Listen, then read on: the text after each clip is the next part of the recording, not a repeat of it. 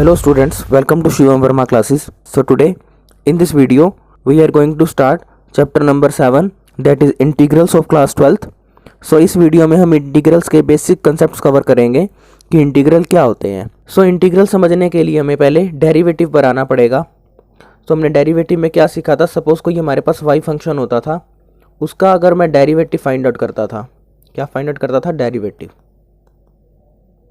तो वो क्या मिलता था, dy बाई डी एक्स, जिसको हम rate of change of y with respect to x कह देते थे, या फिर हम लाइन के लिए स्लोप भी इसको रिप्रेजेंट कर देते थे कि slope dy by d x होती है किसी लाइन के लिए. तो y का derivative dy by d x find out करते आए हैं. सिमिलरली अगर मैं आपको कहूँ कि x है, x का derivative with respect to x find out करें, क्या कह रहा हूँ, डेरिवेटिव, तो वो क्या मिलता था हमें, 1.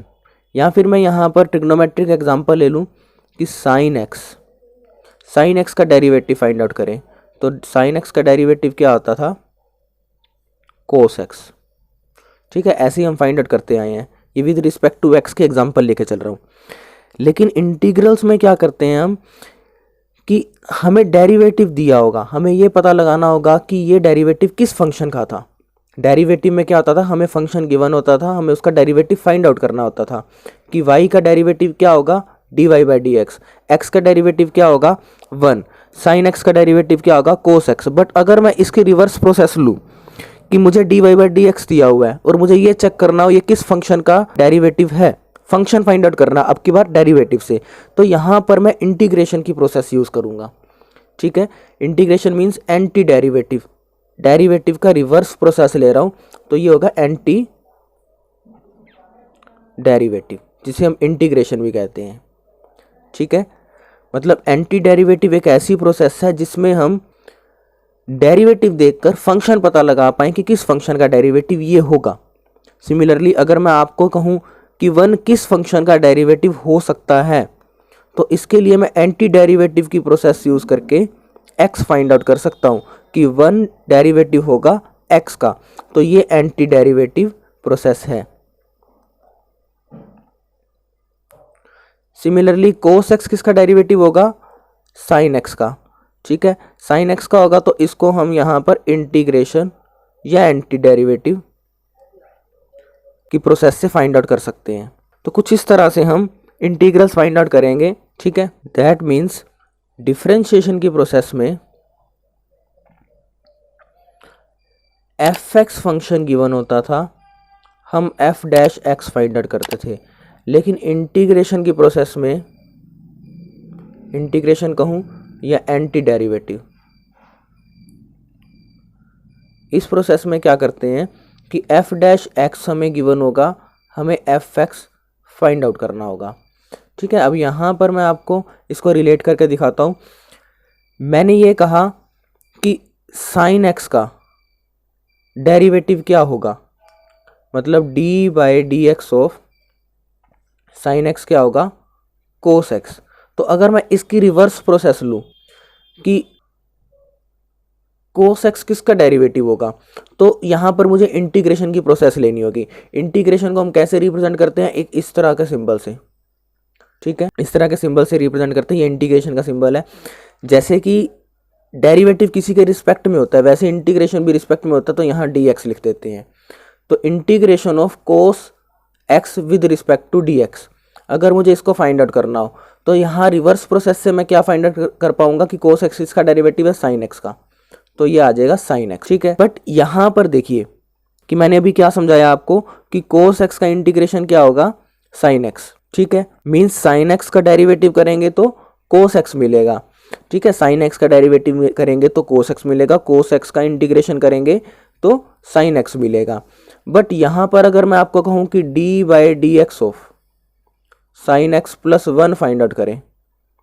ठीक है, साइन एक्स एंड प्लस 1, ये एक्स एंगल है, प्लस 1 अलग से है, तो इसका डेरिवेटिव क्या आएगा. देखिए साइन एक्स का डेरिवेटिव कोस एक्स और 1 का डेरिवेटिव 0, तो D by d x of sine x plus 1 क्या आ गया, कोस एक्स. अगर मैं आपको कहूँ कि D by d x of, आप यहाँ sine x plus 2 find out करें, साइन एक्स का डेरिवेटिव क्या होगा, कोस एक्स, और 2 का डेरिवेटिव 0।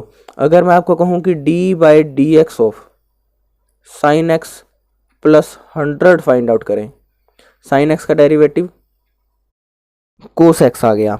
दैट मीन्स यहां पर अभी इस कंसेप्ट में एक प्रॉब्लम आ रही है कि मैंने आपको यह कहा था कि डेरिवेटिव देखकर हम फंक्शन पहचानते हैं इंटीग्रेशन के थ्रू। तो यहां पर सबका डेरिवेटिव तो सेम है बट फंक्शंस डिफरेंट है। क्या कह रहा हूं, साइन एक्स का डेरिवेटिव भी कोस एक्स है, साइन एक्स प्लस 1 का डेरिवेटिव भी कोस एक्स है, साइन एक्स प्लस 2 का डेरिवेटिव भी कोस एक्स है, साइन एक्स प्लस 100 का डेरिवेटिव भी कोस एक्स है। तो सिर्फ कोस एक्स के इंटीग्रेशन पर साइन एक्स कैसे मिल पाएगा, ठीक है, क्योंकि यहां पर देखिए यहां पर साइन एक्स प्लस 1 भी मिलना चाहिए, या हो सकता है कि ये वाला जो कोस एक्स है जिसका इंटीग्रेशन कर रहा हूँ वो ये वाला कोस एक्स हो जिसके लिए फंक्शन की वैल्यू साइन एक्स प्लस 2 है, या फिर ये वाला हो कोस एक्स कि जिसके लिए फंक्शन की वैल्यू साइन एक्स प्लस 100 है। तो हम कैसे पता लगा पाएंगे या कैसे जनरलाइज्ड कर पाएंगे कि कोस एक्स का इंटीग्रेशन साइन एक्स ही होता है। तो इसके लिए जो ये 1 2 3 4 है, इसके लिए मैं यहाँ पर एक कॉन्स्टेंट लिख देता हूँ प्लस सी लिख देता हूँ। ये क्या है, ये एक आर्बिट्रेरी कॉन्स्टेंट है,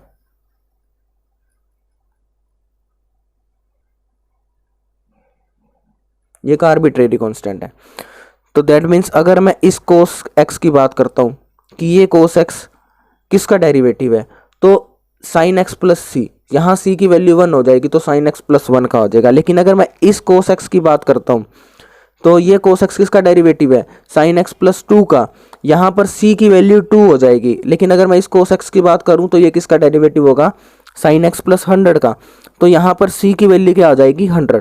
तो इसलिए हम इंटीग्रेशन के आंसर में एक c लेके चलेंगे सो दैट कि जनरलाइज्ड कंसेप्ट कवर कर पाए हम इंटीग्रेशन का। लेकिन इस c के कारण ये जो इंटीग्रल है इसका आंसर डेफिनेट नहीं आ पा रहा, कोई डेफिनेट आंसर नहीं है, कभी c1 हो जाएगा, कभी c2 हो जाएगा, कभी c100 हो रहा है। तो इसको हम कहेंगे इनडेफिनेट इंटीग्रल्स, जो इस चैप्टर की स्टार्टिंग में हम सब कवर करेंगे कि स्टार्टिंग की एक्सरसाइजेस हमारी इनडेफिनेट इंटीग्रल पर है। आफ्टर दैट फिर हम डेफिनेट इंटीग्रल पर आ जाएंगे, उसको तब हम डिस्कस करेंगे। तो इन शॉर्ट इंटीग्रल क्या होता है, कैसे फाइंड आउट करते हैं, एंटी डेरिवेटिव क्यों कहा जाता है इसको, ये कंसेप्ट अभी हमने देखा। इन शॉर्ट अगर आप इसको समझें कि derivative of F x function की बात करूं तो इसको हम d by d x of F x लिखते थे, that is F dash x हम शो कर देते थे। लेकिन अगर इंटीग्रेशन ऑफ एफ एक्स बात करें तो ये इस तरह के सिंबल में लिखा जाता है, ये एफ एक्स लिखा जाता है, साथ में डी एक्स लिखा जाएगा और प्लस सी कॉन्स्टेंट आएगा, ठीक है। सी क्या है, आर्बिट्रेरी कॉन्स्टेंट। तो इस सिंबल से हमने डील करना है इस चैप्टर में, ठीक है। सांप जैसा सिंबल है, अगर अच्छे से प्रिपेयर नहीं करोगे तो ये सांप कब गले में लिपट जाएगा पता भी नहीं चलेगा। Now coming to exercise 7.1। तो 7.1 के question number 1 to 5 antiderivative पर बेस्ड है। क्या कह रहा है, फाइंड एन एंटी डेरिवेटिव और integral of the following functions by the method of inspection. अब हमें यहाँ पर एंटी डेरिवेटिव फंक्शंस का फाइंड आउट करना है by the method of inspection. Inspection में क्या करना होता है कि हम इंस्पेक्ट करेंगे, गेस करेंगे किसका एंटी डेरिवेटिव क्या हो सकता है। तो फर्स्ट है साइन 2x, इसका एंटी डेरिवेटिव क्या होगा साइन 2x का। तो देखिए साइन किसका डेरिवेटिव होता है, कोस का। तो मैं यहाँ पर साइन 2x की स्टार्टिंग करूँगा d by d x of cos 2x से। कोस 2x, देखो साइन किसका डेरिवेटिव होता है, कोस का, तो कोस 2x का डेरिवेटिव फाइंड आउट करते हैं। क्या आ जाएगा हमारे पास, -2 साइन 2x। लेकिन मुझे क्या फाइंड आउट करना है, साइन 2x का एंटी डेरिवेटिव। तो ये -2 इधर डिवाइड में आ जाएगा, तो 1 by -2 d by d x of cos 2x। तो ये हमारे पास आ गया साइन 2x, ठीक है। अब ये -1/2 को मैं ऐसे भी लिख सकता हूँ d by d x of -1/2 cos 2x। किसकी वैल्यू है, इसकी वैल्यू क्या आएगी, sine 2x। It means antiderivative of sine 2x क्या आ गया, -1/2 कोस 2x। मतलब -1/2 कोस 2x का अगर हम यहाँ पर डेरिवेटिव फाइंड आउट करें तो साइन 2x मिलता है।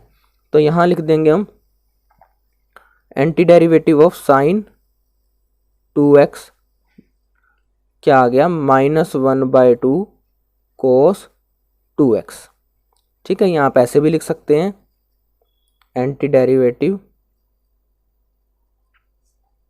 Of sine 2x is equals to -1/2 cos 2x। Similarly question number 2 में क्या कह रहा है, कोस 3x, इसका एंटी डेरिवेटिव फाइंड आउट करें। अब कोस किसका डेरिवेटिव होता है, साइन का।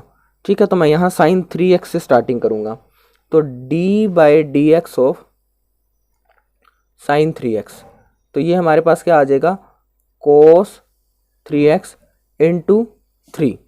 ठीक है, अब 3 कोस 3x, लेकिन मुझे किसका एंटी डेरिवेटिव फाइंड आउट करना है, कोस 3x का, तो ये 3 इधर डिवाइड में आ जाएगा, तो 1/3 d/dx of sine 3x is equals to cos 3x। तो इसको कैसे लिख सकता हूँ, 1/3 sine 3x d/dx is equals to cos 3x। तो that means antiderivative of cos 3x क्या आ गया हमारे पास, 1/3 साइन 3x, और प्लस में c कांस्टेंट भी हम यहाँ लेकर चलेंगे। ठीक है, c आर्बिट्रेरी कांस्टेंट लिखते हैं ना। तो कुछ इस तरह से हम क्वेश्चंस फाइंड आउट करेंगे। Now coming to question number 3, so e⁻²2x, ये इसका एंटी डेरिवेटिव क्या होगा। अब देखते हैं कि e⁻²2x किसका डेरिवेटिव होता है।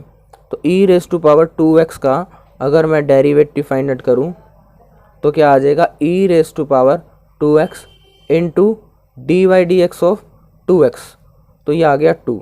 लेकिन मुझे e⁻²2x का एंटी डेरिवेटिव फाइंड आउट करना है, तो 2 इधर डिवाइड में आ गया, तो कैसे लिख पाऊंगा, 1/2 e⁻²2x, और ये आ गया d/dx। तो क्या बचा यहाँ पर, e⁻²2x। तो सिंपल सी बात है कि e⁻²2x का एंटी डेरिवेटिव क्या मिल गया हमें, 1/2 e⁻²2x प्लस c।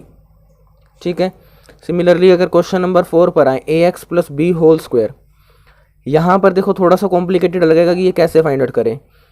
तो कुछ ये इस तरह से है कि एक्स स्क्वायर, अगर मैं इसको पूरे ब्रैकेट को x मान लूँ, एक्स स्क्वायर किसका डेरिवेटिव होगा, कैसे मिल सकता है, ये एक्स क्यूब से मिल सकता है, क्योंकि पावर में से 1 लेस करते हैं हम। तो इसको करने के लिए मैं यहाँ पर एक पावर एक्स्ट्रा लेकर चलूँगा, means d/dx of ax plus b whole cube लेके चलूँगा।